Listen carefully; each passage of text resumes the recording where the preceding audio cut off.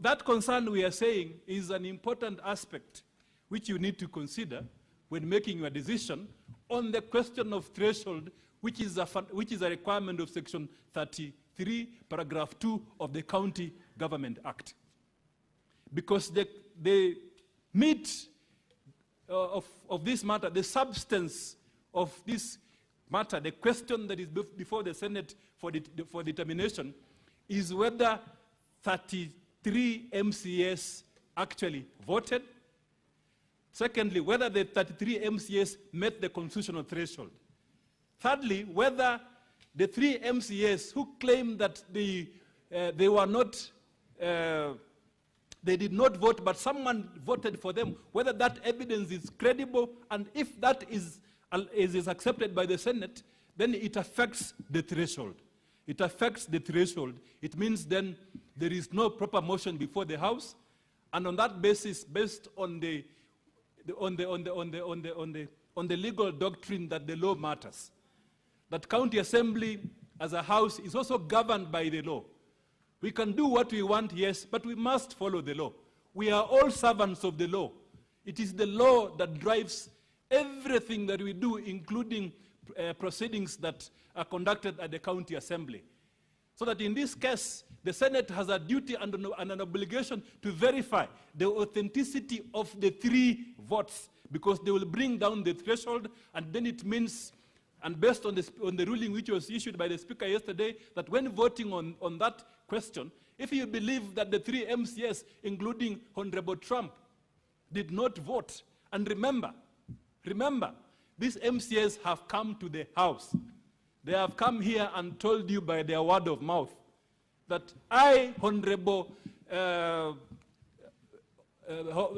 so-and-so, I did not vote on this motion. And there are 3 of them. And their testimony is consistent with what transpired in the House. The question that you'll be left with is, do you believe these MCAs who said that they did not vote so that you can make a decision on the threshold? Or do you believe a computer-generated information which has so many doubts, to the extent that the entire House is asking questions? The question which this House is asking, and which all the senators have observed are asking, is really fundamental. We cannot put this down there. We are not downplaying the allegations against the governor. We have responded to them. But what we are saying is that, did these 3 MCAs vote? What does the evidence tell us? Let's look at the evidence. Where is the evidence? If you look at, Mr. Speaker, the evidence is contained in Volume 4A. Evidence has been led here by experts, all of them, that when you vote using a gadget such as a computer, which is internet-enabled, when you vote using a laptop or a tablet or a desktop, there are unique codes that identifies that gadget in the system. This code is known as the MAC address. When you sign into the Wi-Fi, using that gadget, it will leave a digital fingerprint, a digital print, digital evidence on that system for purposes of anyone who then audits that system, checking and ascertaining that MCA A, B, C voted in that system. So that is a fundamental question that we must always ask ourselves when we are determining that preliminary, voting on the preliminary objection. Is there information before this House? Mr. Speaker, sir, when I asked the government ICT expert a question, deliberate question, it is because of that. Because yesterday we were with this ICT officer. We were raising concerns about various things. One, whether the ICT officer from the ICT authorities can be able to comprehensively answer all the questions with the information which they have. We asked the question which was asked by a senator here, whether they can be able to hack into the, do a soft hack. It's called a soft intrusion. Whether they can be able to hack into the system to verify the identity of the MAC addresses, to get those logs. We asked that question, And then the ICT officer walked out for 2 hours and then came back. So we were appreciably apprehensive. What did this ICT officer go out to do for 2 hours from between 2:30 p.m. and 4:30? After the speaker had issued directions that we need to be there and ensure that this audit is done and it's a time-bound activity, why would he do that? So we were appreciably apprehensive. When the ICT officer came back, and if you look at the report which he has submitted, he did not want to explain. His approach was that yes or no. The speaker has said, is it verifiable or not? Then he said, I will respond to the question the way I want, yes or no. That's what happened. That's what happened, yes or no. That's why if you look at the report of the ICT officer, and if you look at the report, it does not contain the information which we asked him to put on the report, which this Senate has been raising this afternoon. That evidence of the MAC addresses. We told him, and he has confirmed here, we told him, why can't you simply say in your report that for you to verify that MCA A, B, C, and D voted, you need their MAC addresses of the gadgets which they used, and these MAC addresses are in the system. And then he told us orally that this MAC addresses, yes, you need them, but I will not put them in the report. Mr. Speaker, sir, that is the context in which the governor's side said, then we cannot sign this report. Even though they participated in the report generation, they were there when the logs were being extracted, the logs which are in the report. Those logs, same logs are in the county assembly document, and these logs will tell you only one side of the story. They will tell you only one side of the coin. Only one side of the coin. And it does not answer the question which is before the Senate. Which is this side of the coin? That 33 MCAs voted. Mr. Speaker, sir, let me say here, as part of our submissions, in a very, very clear and succinct manner. Indeed, we have looked at the evidence submitted by the county assembly, the data generated from the system, by the county assembly, and as extracted by this, by the expert speaker, the expert witness, and the expert witness also of the governor, and there is information that 33 MCS actually voted for this motion. There is information that 33 MCS voted for this motion. It is there. It's there in page 4A. But the fundamental question, because the governor's team is saying, so and so did not vote for this motion. And there are 3 of them. So the question then that begs the answer, which all the experts have not answered to now, which leaves doubt in the minds of everyone, including myself as a lawyer. Where can you, with certainty, tell us that this MCA, that MCA for this particular ward used this gadget to vote? Because then that will weed out. It will weed out and completely foreclose, Mr. Speaker, sir, the statement, the oral evidence which has been made by these MCAs. Because these 3 MCAs are saying, I did not, Honorable so-and-so, I did not vote for this motion. I did not vote. Mr. Speaker, sir, that statement is extremely weighty for purposes of the proceedings in this House. Therefore, we ought to have gotten from the system logs of all the MAC addresses of the gadgets which access this system from the county assembly.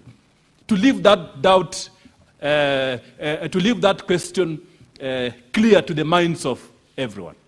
Mr. Speaker, sir, additionally, yesterday there was evidence which was led that some MCAs could not vote using their gadgets, their telephone numbers. Their telephone numbers. Sorry, their mobile phones. So what happened is that the clerk, the speaker asked them to be assisted to vote using a machine, laptop or desktop, but it was a computer. That evidence will be there to be analyzed. The MAC addresses for that system. The ICT officer from the government says that that evidence ought to be in the system. We consistently asked him this question deliberately because we want that question to be fully answered. Where are these MAC addresses? So, honorable senators, as you retire to consider this, the question of threshold, just know that there is now doubt more than ever. Experts have come to the Senate, and there is doubt from all of them on the existence of these MAC addresses. Instead, Mr. Speaker, sir, Mr. Speaker, sir, this is really interesting. Instead, they say, especially the expert from government says, that what we have as evidence are the IP addresses. The experts who, including himself, say that for it to be complete, you need to have both the MAC addresses and the IP addresses. The IP addresses is, what did he say, Mr. Speaker, sir, when he was testifying here? He said that the IP addresses are the gateways, the gateway IP addresses. They cannot tell, it tells you who accessed a particular Wi-Fi, which was being used by the MCS in that area. It does not tell you the MAC addresses of the specific telephones that were used. So that is very, very significant. So to complete that argument and to leave no doubt whatsoever, if you look at volume 4A, volume 4A, and here, Mr. Speaker, allow me to just address a couple of issues on volume 4A. That is at page, the IP addresses which were produced. And the experts say that this is not conclusive. You will need additional information. At page 29, 29, 31, 32, 33,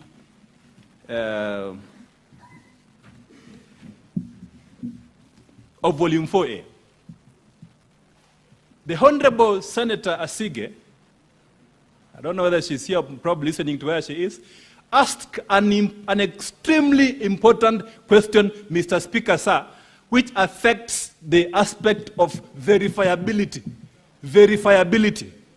Even on these IP addresses, we have left the issue of the MAC address, of the MAC addresses. Let's look at these IP addresses. I listened to the Honorable Senator Asige asking that question, and I said, maybe that is the real issue that the Senate also need to inquire about. What was the issue? How many Wi-Fi? They say that if you have a gadget and you access the system, you will use a Wi-Fi. That's what they said, Mr. Speaker, sir. Is that right? Yes. They say that then 9 MCS can have the same IP addresses because they access the same Wi-Fi. Again, that's what they said. I'm not picking this from there. Statements from the word of mouth. So the question is, if you look at these 33 IP addresses at page 29, page 32, page 29, 30, 31, 32. Mr. Speaker, sir, look at these IP addresses. Are these IP addresses the same? Mr. Speaker, sir, there are some which are the same. And this was pointed out. There's an IP address which features really prominently. It appears 9 times. This is 41, 139, 237.129. This IP address appears 9 times. 9 times. The ICT experts who appeared here say that it's also possible to do a geographical search of these IP addresses. But there is no evidence in the Senate that a geographical search of these IP addresses was done on the aspect of verifiability. But this IP address appears 9 times.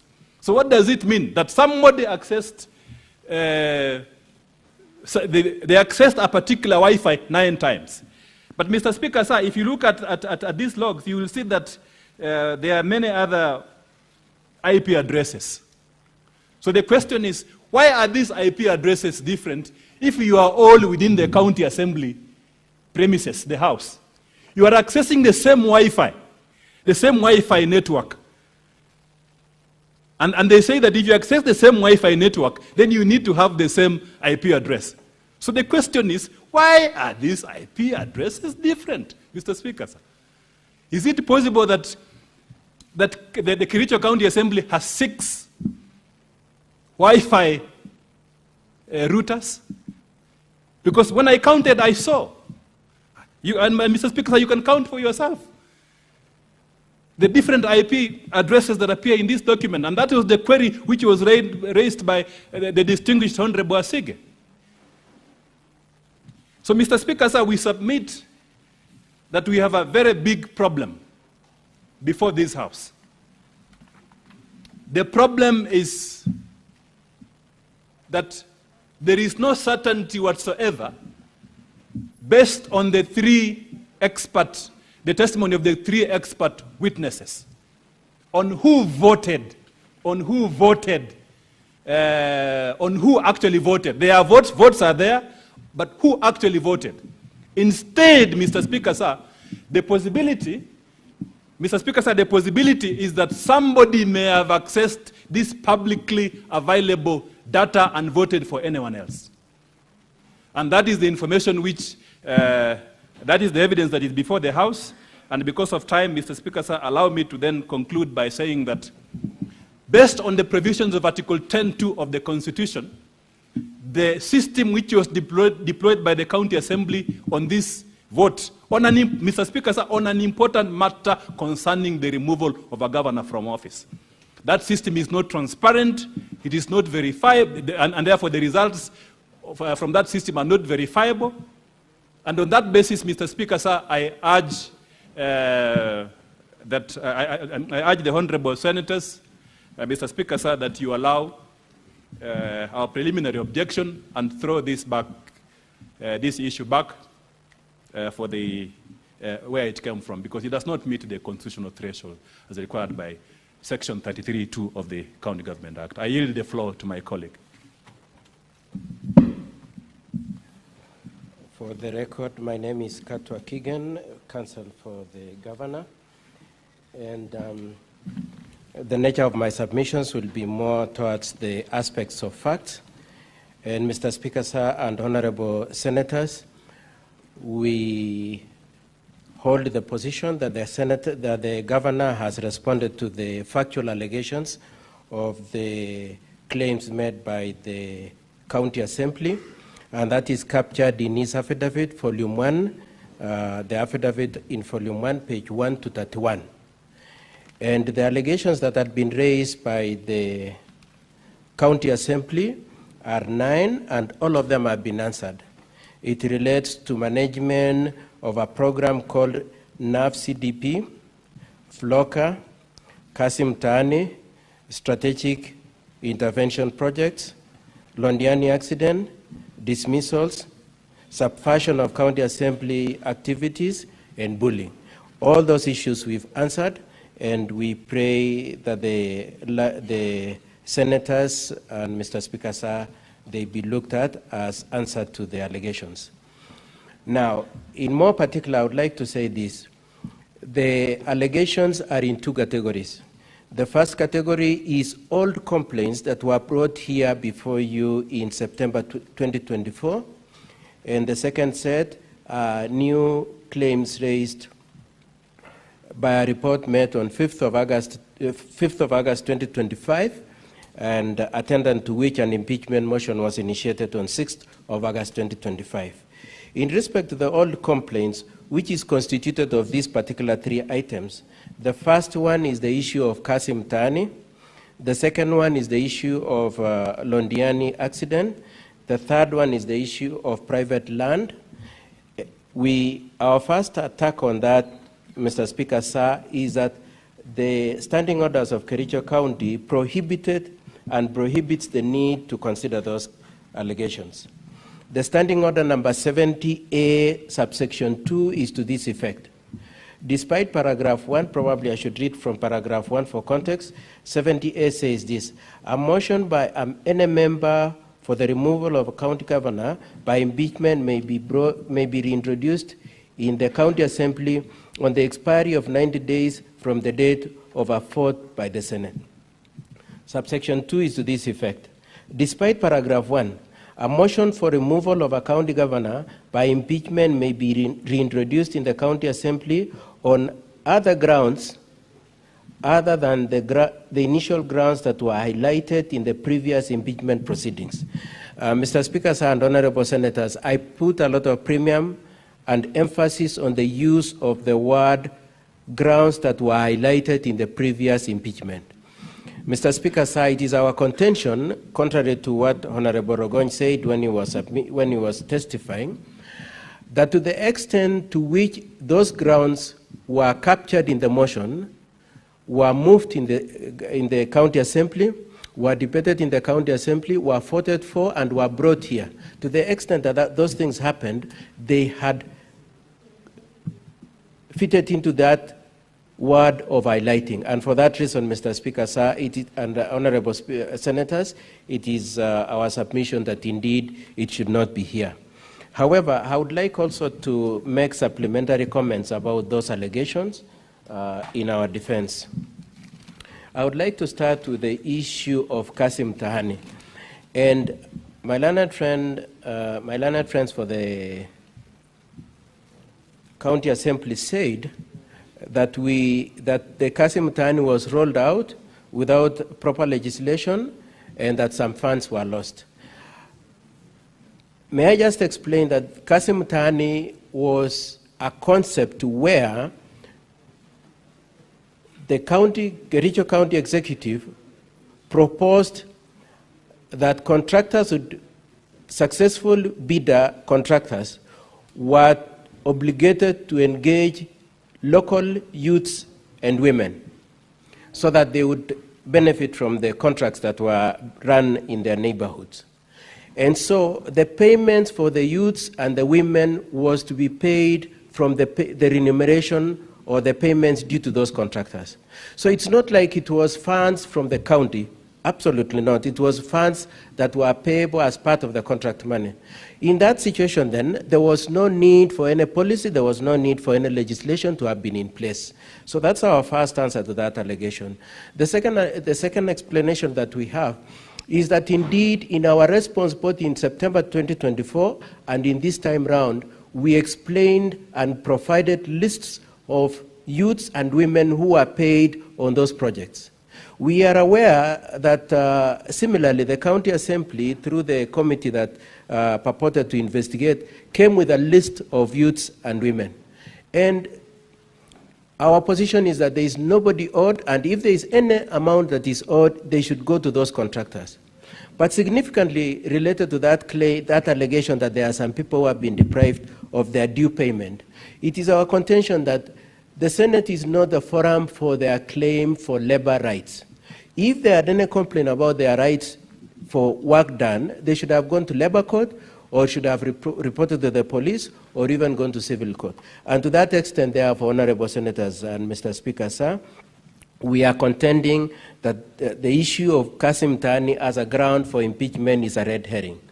The issue of Londiani accident, we already explained, and I would like to explain again, that it was the committee and the activities of that committee were in the hands of central government. They were not in the hands of the county government. And the person who was chairing those proceedings was the county commissioner.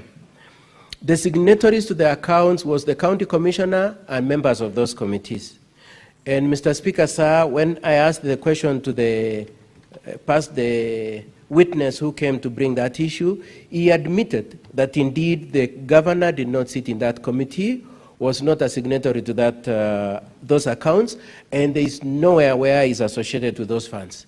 It is also significant that the witness says that much as these things happened in 2023, they have not deemed it necessary to complain either to EACC or DCI or to any other entity if they were aggrieved about these funds.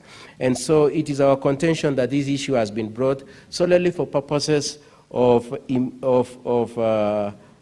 injuring the good name of the governor. Two last issues I wish to mention about this Kasim Tahani issue and Londiani is that they relate to the period, the financial year 2022-2023. And Mr. Speaker, sir, as we pointed out when we asked the questions to the witness who came to testify on this issue, it is true that it is not captured in the Auditor General's reports, so that if it were to be the case that indeed any money was lost or there was any impropriety, our expectation is that it would have been captured. The fact that it is not captured is an indication that indeed these allegations are completely baseless. I would like then to come to the allegations that were brought to the County Assembly on 5th of August 2025.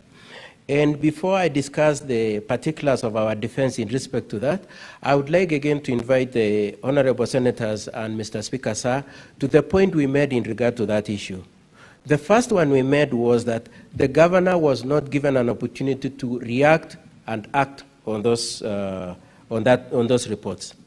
And the witness admitted that the reports were made on or around 5th of August 2025, and the motion, actually let me correct myself, he said the reports were brought into the Assembly on 5th of August, and those reports provided for a period on average of 28 days within which the governor was to act. However, the next day, before the expiry of the 28 days, and in fact before the expiry of even 1 day, on the 6th of August, the impeachment motion was initiated. And it is our contention that that is an indication of bad faith and political motivation in this impeachment initiative. It is our contention also that if the governor were to be looked at as having failed in his oversight role, he needed to have gotten time to act and to have failed to have acted. Now, discussing the various the various items of that those new allegations relating to NAV, CDP, FLOCA, and strategic infrastructural projects, the allegations of dismissals, we would like to explain that particularly FLOCA and NAV CDP are projects that are foreign funded. They are donor funded projects. Each of those projects have clear budget lines, they have clear work plans, they have cascaded means of ensuring that there is accountability, both even on issues of procurement and audits of works done. And to the extent, therefore, that the works are going on and that subsequent works cannot proceed until the previous one has been audited and accounts provided, to the extent, therefore, that those works are still going on, is an indicator that those projects are in good shape. However, the governor takes the position that if it were to be the case that there is any impropriety, he needs time to look at it and to act on them. But otherwise, he insists that there is no impropriety, and that if there were any improprieties, the donors who are supporting these projects would have raised it. The complainants who have come to you would have even written to the EACC, which they have not done. On the other projects, including the strategic intervention projects, the issues of contract, the issues of procurements, the issue of splitting contracts, the issue of public address, the issue of tents, and the other house renovations, Mr. Speaker, sir, the governor maintains that he needed time to look at it and to act. The fact that the report by the committee came on 5th and he was being impeached on 6th is such that it deprived him of an opportunity to counter-check the allegations contained in those reports and to have acted. But collateral to that, the governor in his affidavit has explained that indeed he has already handed over documents related, or rather he has instructed his people to hand over the documents related to those projects to the EACC for further investigations. And may I say also related to the old cases, that is Kasim Tani and Londiani, the governor has also, the issues are under investigation by EACC. And secondly, through the witnesses, we were able to show that most of the people who were involved in those activities, in those projects, have been either subjected to disciplinary proceedings and some have been required to retire. And for those reasons, Mr. Speaker, sir, it is our contention that there is no nexus whatsoever between any improprieties related to funds, procurements, and the other allegations raised between the governor and those situations. I would like to address this issue of the private property the same way we did when we raised it at the outset. The property that is being referred to is not private property, it is public property. And governor insists that it is private property and is determined to recover it. There is the contention and purport that there is a court determination saying that that is a private property. As we pointed out, and consequent to our pointing out, the county assembly has shied away from showing you the judgment. The decision that was made by the court was that the ground should not be used as a dumping ground until a NEMA certification is obtained. There is nowhere where it is said that it is private property. And even if the county assembly, in its totality, were to try to team up with this person who is trying to grab public property and use impeachment as a threat to the governor to cede the quest to recover the land, the governor is determined to recover the public land. Now, I would like then to answer a few questions that have been raised, especially in the course of the submissions today. The first one is the issue that my learned friend, Mr. Ongoya, has extensively referred to, the issues of the joint affidavits, one by both Martin and Edna, and the other one by the 18 MCS. And Mr. Speaker, sir, I had earlier on taken the position that it is proper to have signed a joint affidavit. However, even if it were to be the case that there is any impropriety or any compromise of the impact of those affidavits by reason of joint signing, it is our position that each of those witnesses came here, took an oath, and testified. That is good enough to supplement any shortcomings in those affidavits, and that their testimony is solid to the extent to which they took oath and testified here. The allegations of negative comments made in reference to Geoffrey Bate are denied, and in the course of the testimony of Mr. Geoffrey Bate, he agreed that he has not taken any action if he was aggrieved. He has not complained to the Public Service Board, who are his employers. He has not reported to any police station. He has not reported to any labor court. He has not reported to any civil court. He has not taken out any constitutional action. And therefore, it is our position that it is not true. And if it were true, he would have taken action. And as honorable senators may have seen, he clearly was strongly willed. And if indeed it was true that these allegations were true, then he would have already made a complaint. The other argument that has been made by my learned colleagues for the county assembly is that by reason of not calling these witnesses, the governor is shielding them. As we have explained, in respect to the old cases, Kasim Tani, Londiani, and the others, the governor has taken action. In respect to these complaints that arose on 5th of August, attendant to which he was process of impeachment started on 6th of August, he needs time to look at them, and he couldn't rush into, it can't be said that he's shielding them because he needs time to have looked at it and determine if there is any issues and deal with them. And then my learned friend, Mr. Ongoya, made a very funny comment saying that there is a certain impropriety in the governor meeting the MCS. It is our position that there is absolutely no impropriety in the possibility of leaders meeting.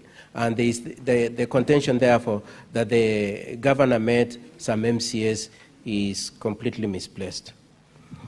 Now, I would like to say a few more things before I go to the next step.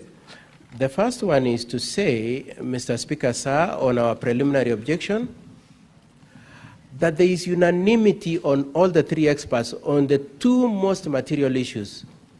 The first one is that they are all unanimous that they cannot confirm whether the three MCS voted. They cannot confirm that. Now, when you juxtapose that with the affidavit of the developer of the software Mr. Alfred Korir at page 23, at paragraph 23, sorry, where he says it is simple, accurate, verifiable, particularly emphasis on the use of the words verifiable, secure, and accurate. To the extent, therefore, that he intended this system to be verifiable and accurate, to the extent that we cannot determine who the three MCAs, whether or not the three MCAs voted, to the extent that we cannot do that, it is true then that this paragraph is bailed out. It is not true that that system was verifiable. The second thing that they are all agreed on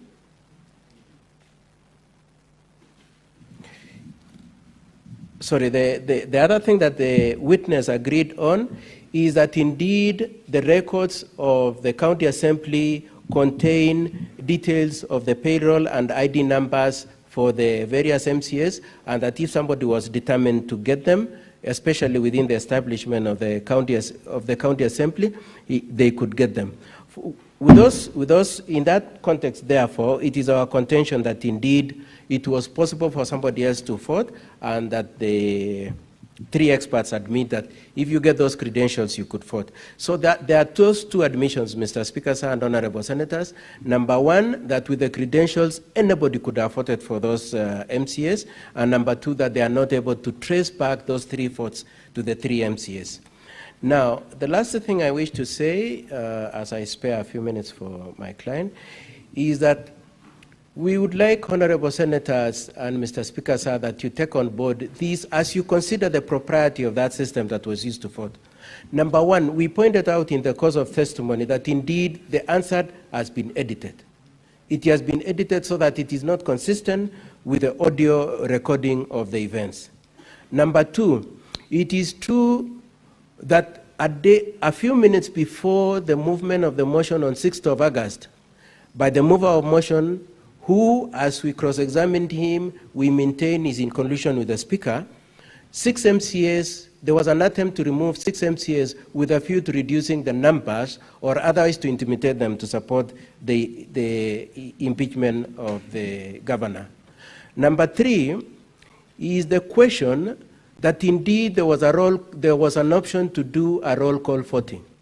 Nobody, not even my learned colleagues for the county assembly, have explained why they could not just take a straight and simple process that could have resolved the issue. And for all those reasons, and then the rush to set up this thing at night and to insist on using it, even when the nays, I'd say, were louder than the ayes. For all those reasons, Mr. Speaker, sir, and honorable senators, we pray as a first line of our prayers that you do find that the system was not adequate to satisfy you that any voting took place and that the 2/3 threshold was met. As a second line, we pray that you do find that indeed no evidence and no material and no grounds have been adduced adequate to place a requirement on you to impeach the governor. With that said, Mr. Speaker, sir, I have 4 more minutes. I would like to request my client to just say a few minutes within that time limit.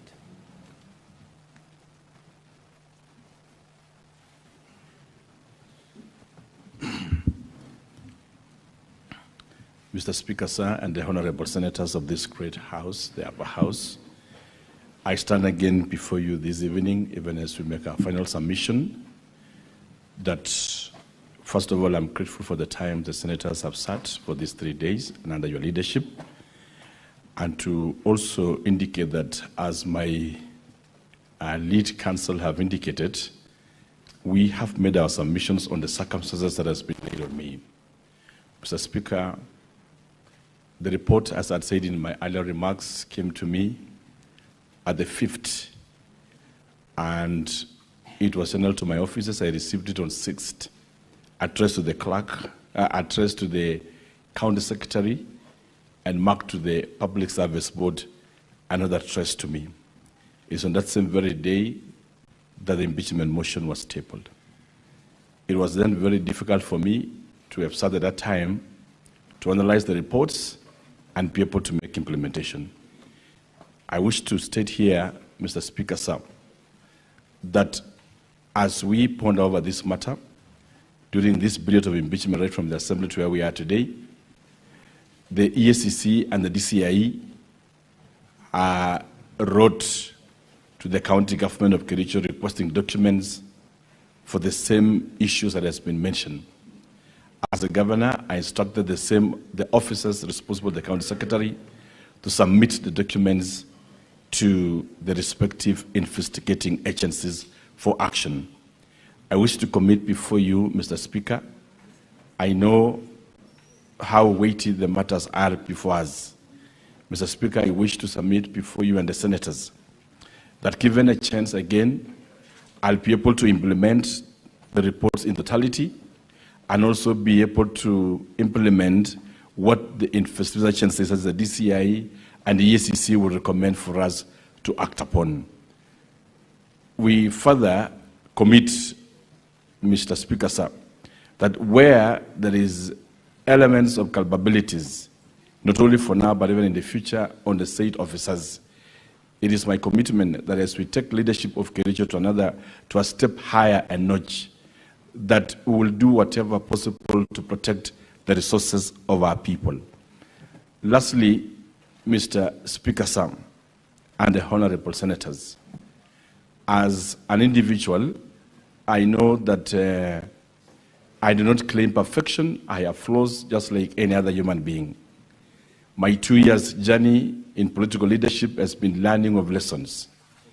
And when I look around the political environment that we have been, I pray to this Senate that should I get a chance from this great house, I would also set upon myself to be able to reach out to the entire leadership of Kericho County, especially the MCS and their speaker and also the deputy governor, and be able to strike a working relationship with them, of course together with the senator of Kericho County and the members of parliament from the county government of Kericho, and be able to strike a working relationship with them so that, Mr. Speaker, it allows us, because this is the second last financial year before really the end of this 5-year cycle, to allow us to be able to deliver for the people of Kericho County.